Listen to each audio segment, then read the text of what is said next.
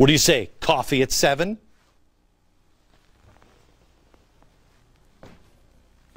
I have not spoken to him directly, and here's the reason. Because my experience is when you talk to a guy like a BP CEO, he's going to say all the right things to me. I'm not interested in words. I'm interested in action. Wow.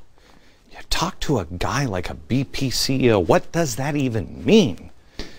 He didn't want to talk to him because he already knew what he was going to say. Man, I wish the press would just ask a question or two on some of that stuff. Wouldn't that be great? I mean, I don't know if you've seen the newspaper headlines, but all of them, boy, all of them. BP is horrible. BP is awful. BP is, can they ever get it right? Wouldn't you just like to, I mean, I'd be curious as president, just to call him up, middle of the night. Hey, how's it going? You closed that leak yet? But he's not. No, he knows because he has vast experience. Of course, he didn't want to talk to the Arizona governor about immigration at the beginning either.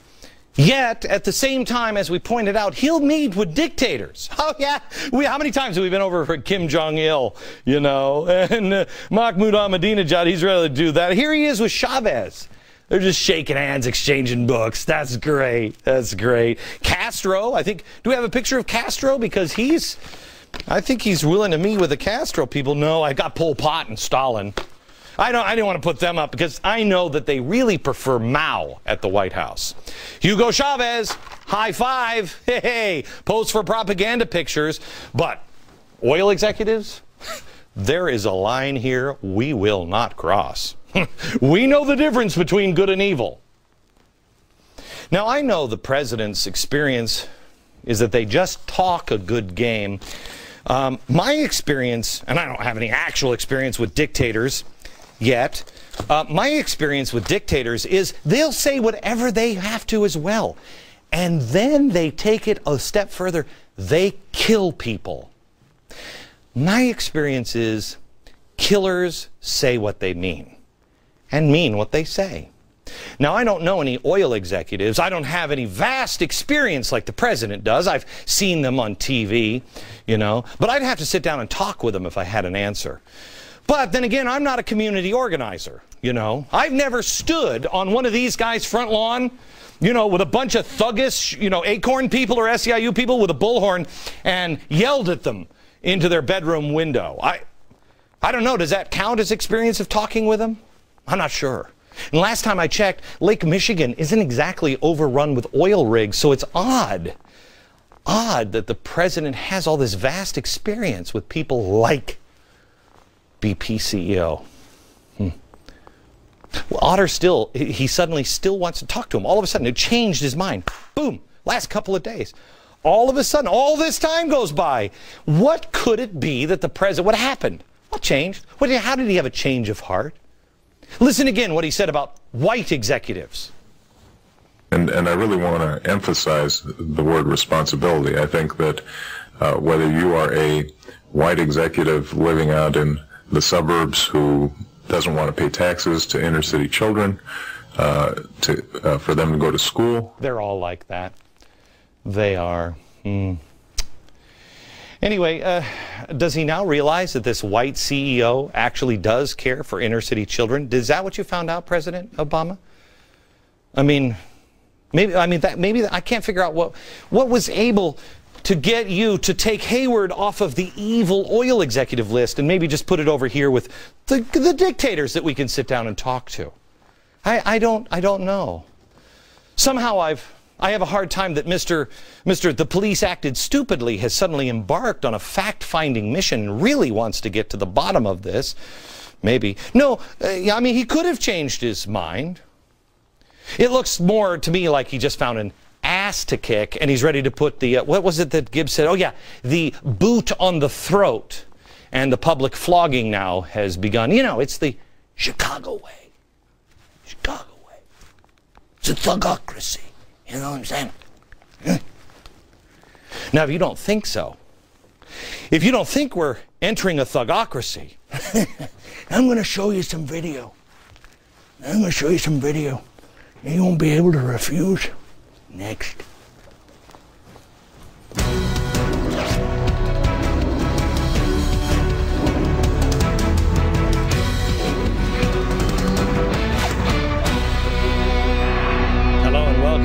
Congressman gone wild.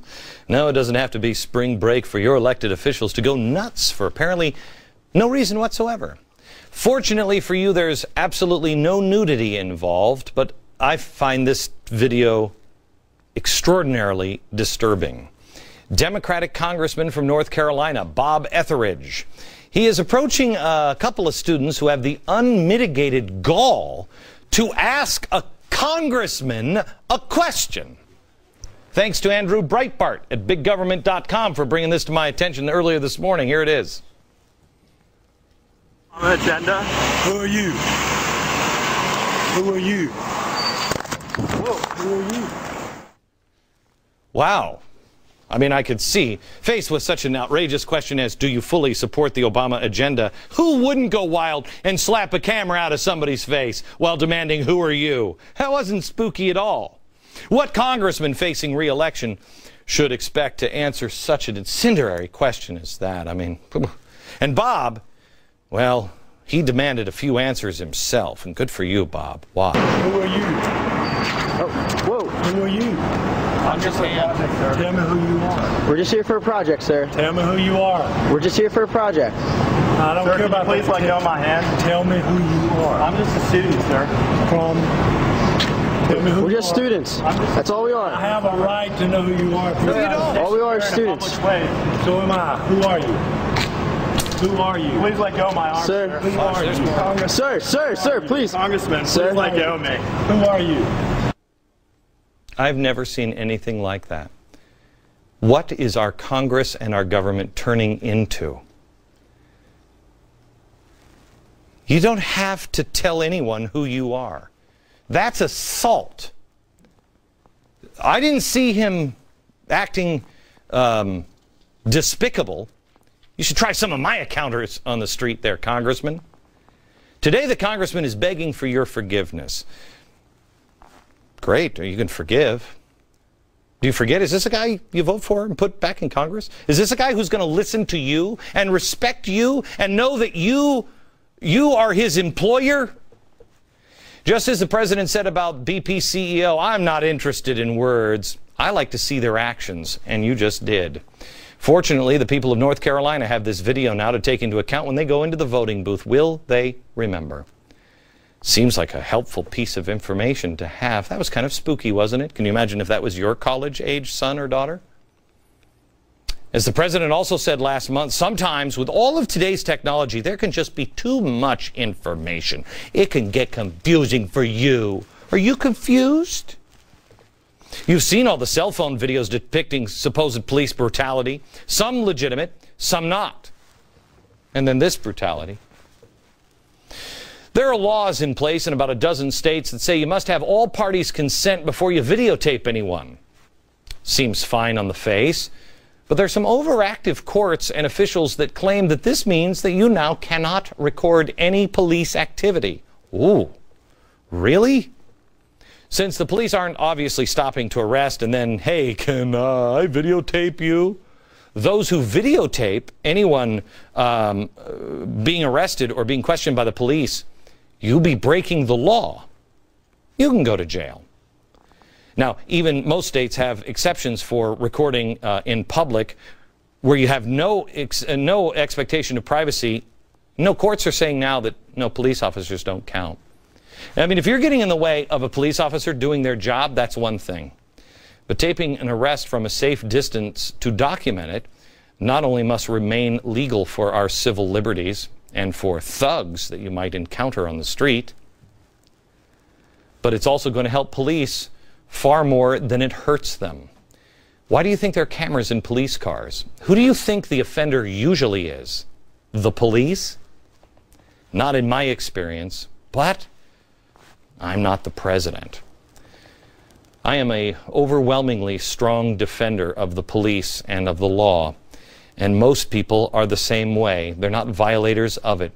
There are some bad cops here and there, but video winds up proving that more times than not, the cops are good guys. But when there is an occasional bad cop who does something wrong, he must be seen. We must have the right to document it. We must be able to show videotape like that. Because I've never seen people with power get out of control. Have you?